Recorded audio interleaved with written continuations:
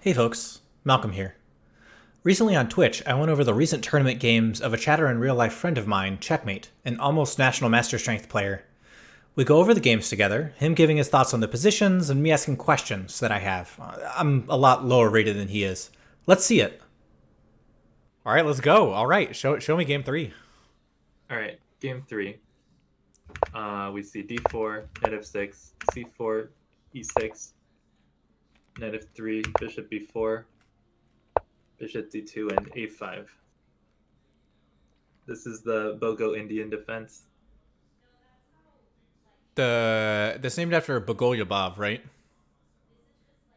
I don't know how to pronounce his name, but something along those lines. And this is like the only difference between this and a Nimzo Indian is the fact that White played knight f3 instead of knight c3, right? Yes, what sort of forgot to put a knight on c3, but I went and tried to pin the knight on c3 anyway. Right. This is the reason that I'm asking is I play the Nimzo Indian, so when my opponent plays knight f3, I just like don't know what to do. So I feel like this is going to be probably pretty instructive for me. Right, so yeah, we can just put the bishop here anyway. And they have to put a piece there, and we always have the option of trading it. So the absolute most theoretical move here is g3, Hmm. but my opponent doesn't play that. He plays the, I think, second or third most common move, depending on whether you're looking at the Lead Chess database or the Masters database, and plays a3. So we just trade, and we play d6, castle, knight d7. Very solid, simple moves. Yeah, this position looks like really cramped for black. It's, I would say that it is not going to be cramped in a couple moves, except then white just castles queenside. Okay, that seems insane to me. I thought it was insane too. But then now it's actually like I looked at the position a little more and it started to make a lot more sense. So, what do you think is White's next move? Um, Probably something like d takes e5, and they now have like lined their rook up along the diagonal. So as long as d takes, they move their knight somewhere, and then they're threatening bishop takes h7. Um, I mean, Oh, it's a lot of that's hope a lot chess. of things to do. Yeah, especially because the knight on d7 has to move. Yeah. So I thought that White's most critical plan is to play g4. Hmm. Doesn't that just lose a pawn? Doesn't that lose like 2 pawns? Ah, yes. Okay, so it loses 1 pawn, but then you play king h8, and then you're threatening to fork the rooks, right? Um, and then I mean, Black can, or White can just play something like, uh, Rook df1. I mean, they don't even really have to okay, do so, anything. so let's suppose we just play b6 or something. Okay. G4 takes here, and maybe like this rook to g1. Okay. So like, I mean, you can still pick up the f2 pawn, but then your knight's I kind of like trapped. I would not want to do that. Yeah. Well, I mean, you say you could play knight h3. Like, it's not all is lost. You're attacking a rook. This definitely, I mean, all you've done is open up all of the files in front of your king for no reason. Yeah, exactly. Yeah, now you can play knight f6, and you're defending your knight with your bishop. We're a Uh-huh. genius. Uh-huh. And Look at how great this position is. So why can't you play bishop takes? Bishop takes, queen takes, and then you have to solve the problem of where your knight is. Yeah. Yeah, and we're Hmm. also getting mated probably. Yeah, but like, not getting mated is overrated. Fair enough. Right. So after d4, but we're not forced to take, right? Right. The problem is we don't really have a good way of stopping g5, and then this pawn is hanging. Right. We can play this, and now um, all these files are opening up on our king. This move is coming. Yeah, it seems bad. This rook is coming here. So I didn't like any of that, and I decided that I'd play rook e8. So the point now is g4. We still don't take. We play knight to f8. So now we're protecting h7 again. g5, we can just... Oh, actually, I forgot one thing. g4, we do this one thing first. We take here. Okay. And now we play knight f8. Why does it matter that we played e takes d4? Just because we're moving our knight, so we're gonna insufficiently defending the e5 square? Because now that we took, we got this pawn away from e3, and now our knight owns this f4 square. So it's not actually it's not actually a like it's not actually a silly knight over here. It's a good knight because we get to control the f4 square with not one but two knights.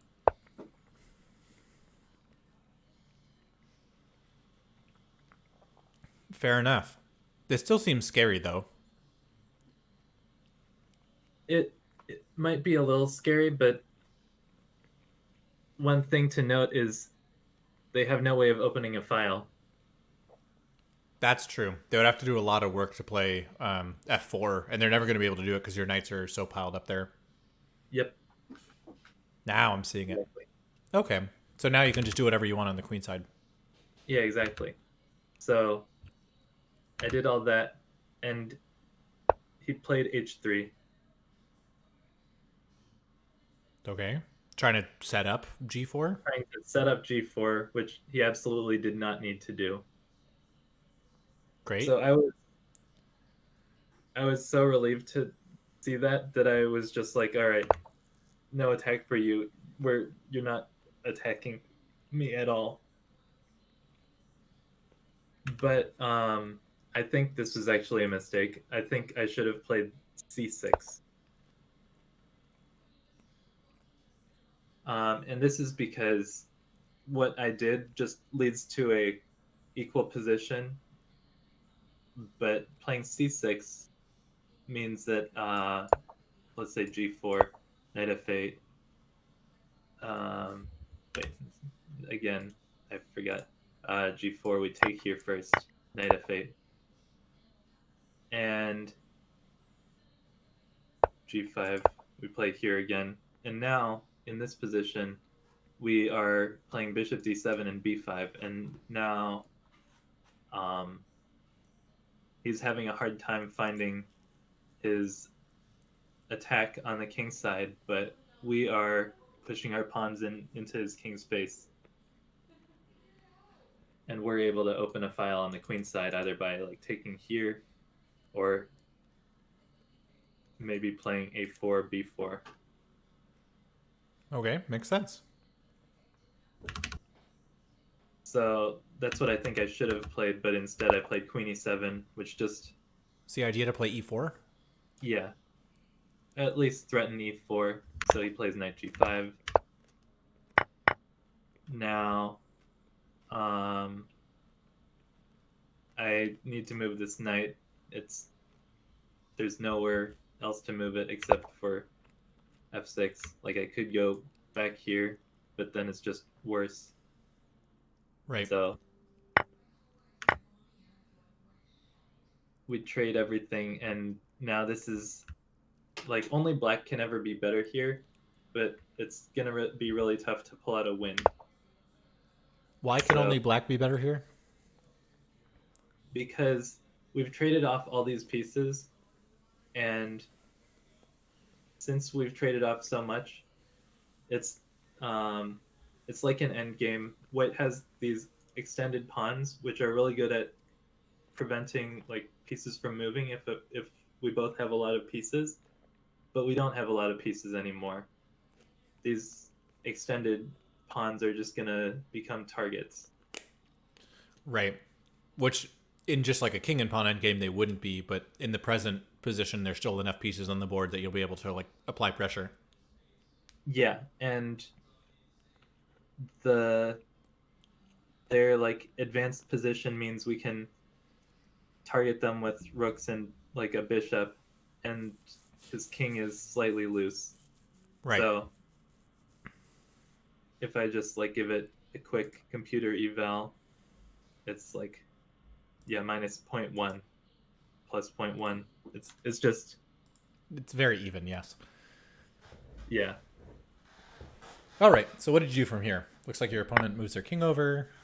yeah, and I take because I just want these pawns to use as targets, and I play b6. I was kind of setting a small trap. Let's see if you can spot it. Um, well, I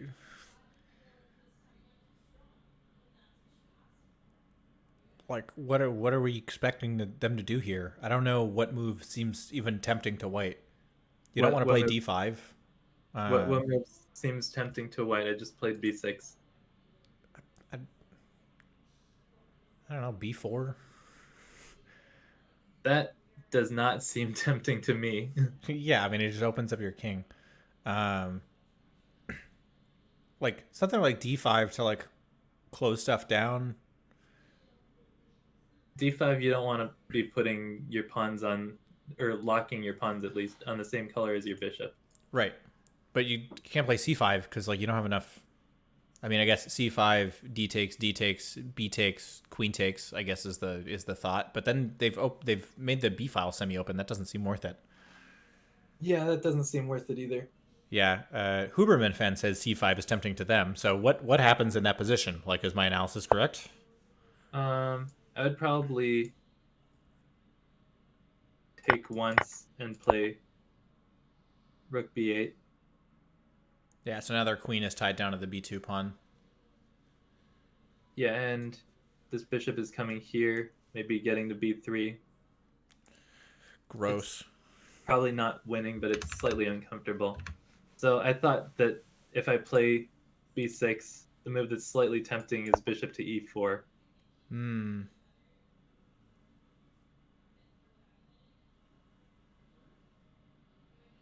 Oh, you play rook takes e4, queen takes e4, and then you play bishop f5, pinning to the king. Yeah, but that's like not really the main reason I play this move. The main reason is I just want my bishop on this nice diagonal, and maybe entice him to play d5 and lock out all his pawns onto light squares.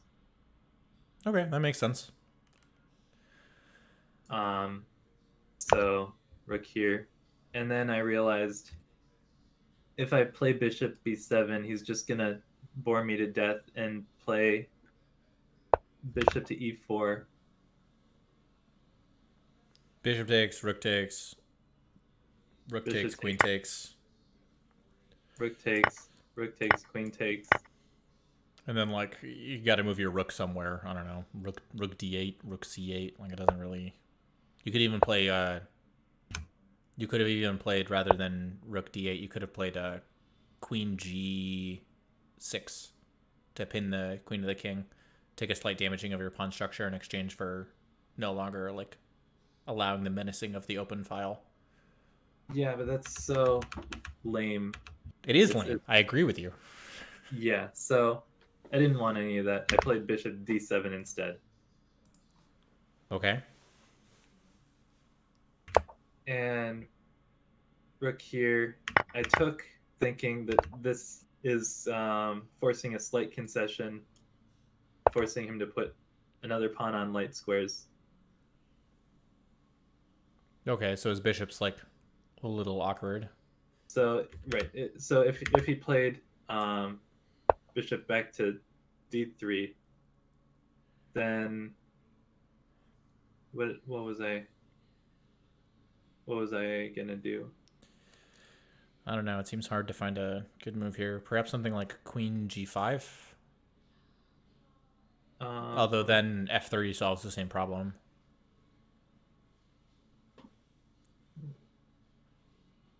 I think I was yeah, I don't know what I was gonna do there. Um, but on like bishop f3, then I have this move. Yep. But he just plays f3, Hmm. and here I think I had to find a better move than the one I did. But I think it's still kind of just gonna be a draw. So the move that I came up with, like in my analysis, is queen to h4, and the point is I want to keep these pawns on dark squares, and meanwhile I want to play h5, move the queen to g3 and h4. And the point of the queen on h4 is that g4 doesn't work because the queen just takes on h3. Right. So if I play h5 immediately, uh, here, h5, g4.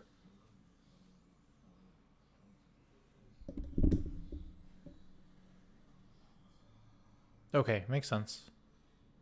And then like if pawn takes, then fine. They just yeah. If H takes G, then H takes G, and like Yeah, exactly. Then sure, then your bishop's no good either. right, then we just agree to a draw, I guess. Yep.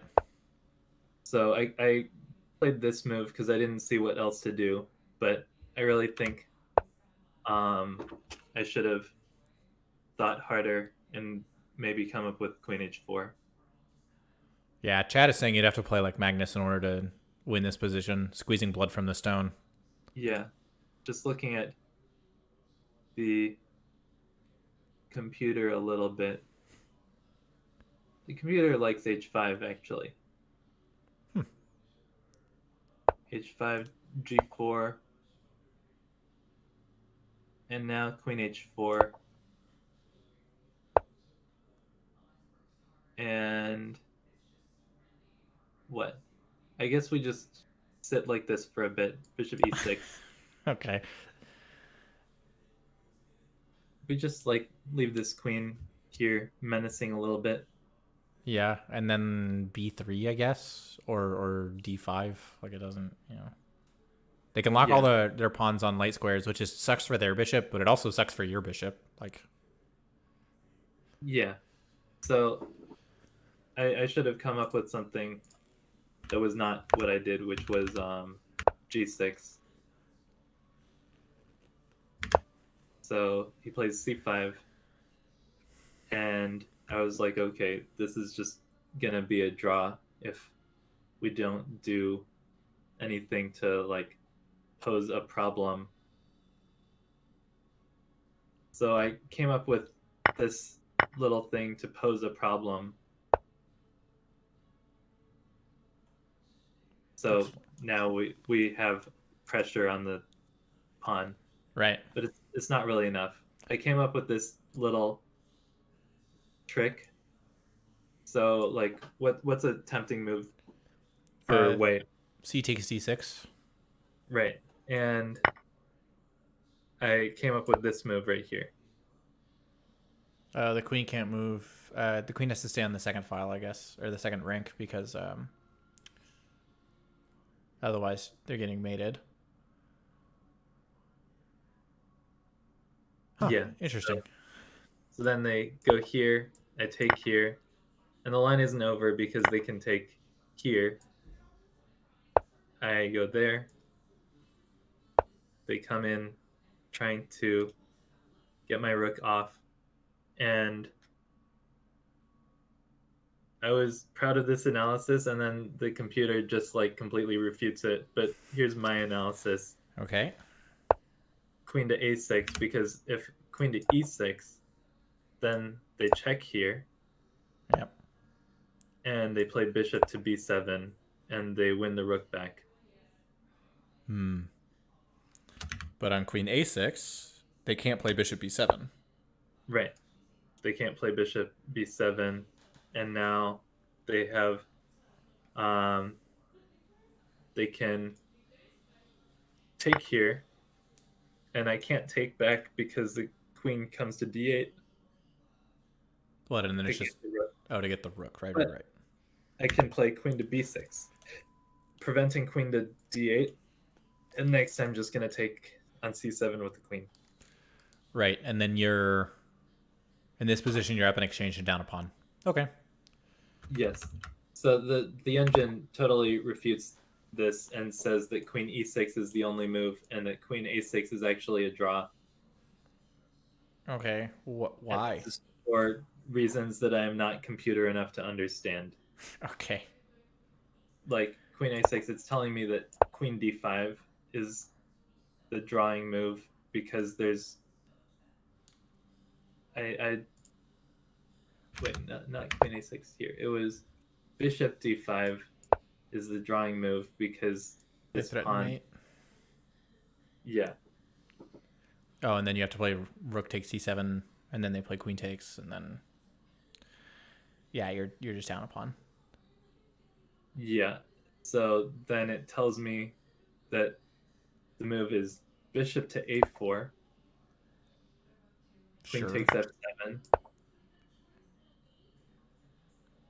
and king to a2, of course. Well, yeah. Otherwise, you got to worry about checks on d3 if your bishop and queen ever get separated. Yes, of course. And now, What? Bishop of e8. course, queen to d6, bishop to e6, and the only drawing move, queen takes c7. Okay. So this is just bullshit computer shit that Huberman fan is not amused. Yeah, that's gross. Okay, so you set this trap. I assume that this did not come to pass. Yeah, because he just plays rook d2. It's like fine, I guess. Yeah, what do you do in this position? Yeah, exactly. That's just, we don't do anything. It's just, okay, I mean, the problem now is if we make a nothing move, then then white is gonna trade on d6 and play queen to c7, which hits like absolutely everything in our position. Yeah, that's not great for you. Right. So I had to think pretty hard here to come up with a way out of it, and I came up with rook b5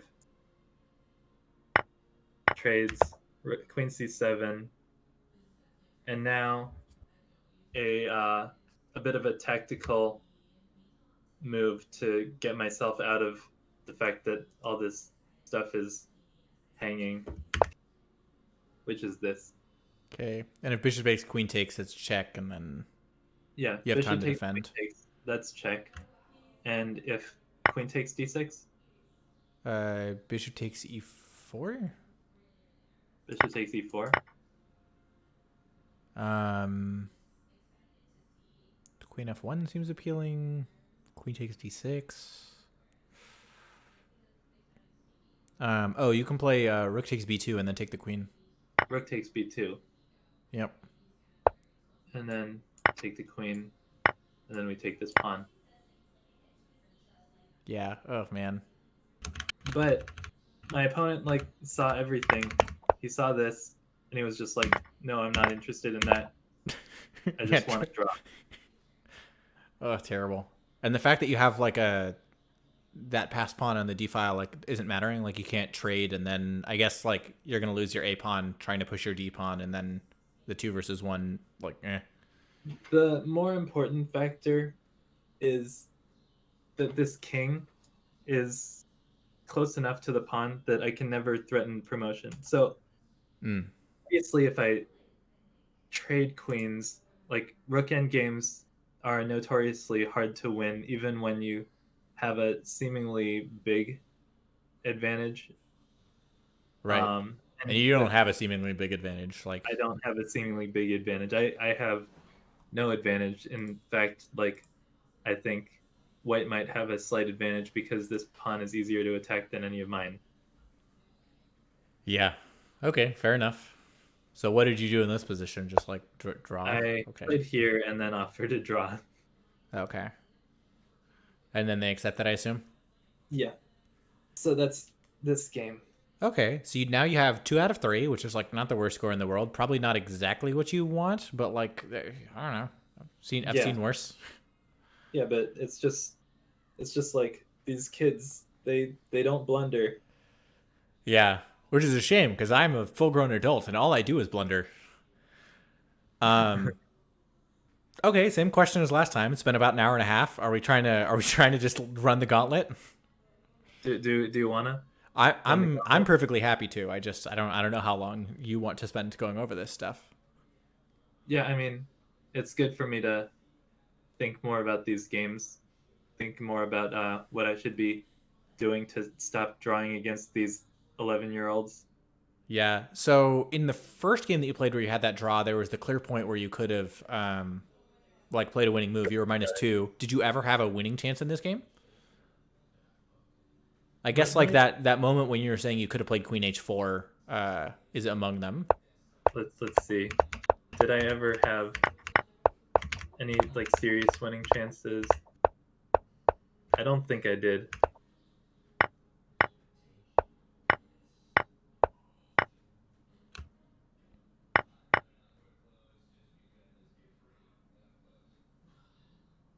Yeah, okay. The computer is telling me that the move to get an advantage in this position is king to f8. Yeah, we are all playing King to F8 in that position. How dare you not see that?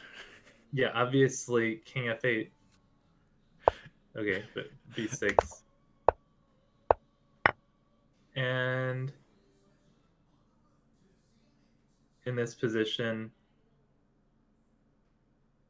bishop c6 is good for reasons.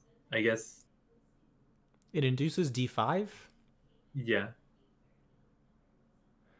Yeah. Oh man, in the chat, we're saying, oh, these kids, and they're saying kids play all day while you get to work, and Hooverman saying, yeah, put the children to work, which I'd like to be clear we don't endorse. Actually, it thinks this is still fine. And now we gotta play h5. Okay. And what is it like -1 or something? Minus 0.8. Okay. All right. So I don't think I was ever. I don't think I was ever a point or more Yeah. in either direction. The fact that you were trying to set all these traps though late in the game, like demonstrates some stamina that I don't yet have. Like I usually don't get to this point in the game and think, yeah, now how do I get them? Well, sometimes I do, but I don't often do that and be accurate about it. So at least that's good. Like you might not have had winning chances, but at least you were like trying to generate them. Yeah, I was trying to generate winning chances, except I was never more than a point, like never more than one pawn's worth of like doing well. And also, I don't think I was ever minus anything more than like 0.5. Yeah, so like there's the concept of and you can correct me if this notion is wrong, but there's a concept of winning chances like were you in a winning position and could you seize it? And then there's did you play moves that your opponent had the opportunity to respond inaccurately to, right? Because, like, let's say you just trade all the pieces the entire time. Like, it's unlikely that your opponent's going to respond particularly inaccurately to most of those circumstances. Uh-huh. But, like, the way you played, you kept trying to play stuff that didn't automatically trade stuff and hoped that, like, the things that looked like it traded stuff actually ended up being winning positions for you. So you forced your opponent to respond accurately. Yeah, I was doing my best, and then he was just, finding all the right moves. Yeah. Well, I mean, you did play black, so what can you say? All right, that's all we have for this game. Let me know if you guys like that kind of analysis. Is it useful to you? Please comment below. Have a great day. See you next time.